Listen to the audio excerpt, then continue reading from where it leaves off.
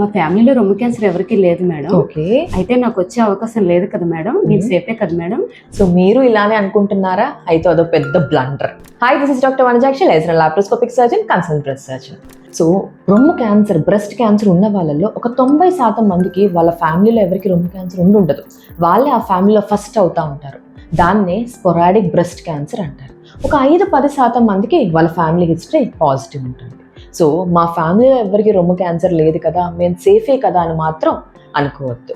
In fact family history positive ఉంటే వాళ్ళల్లో రొమ్ము క్యాన్సర్ వచ్చే రిస్క్ ఎక్కువ కాబట్టి ఈ స్క్రీనింగ్ మామోగ్రామ్ అనే పరీక్షని అర్లీగా స్టార్ట్ చేస్తూ ఉంటాం. బట్ ప్రతి మహిళ ఫ్యామిలీలో హిస్టరీ ఉన్నా లేకపోయినా ఖచ్చితంగా నెలకు ఒక్కసారైనా సెల్ఫ్ బ్రెస్ట్ ఎగ్జామినేషన్ అంటాం.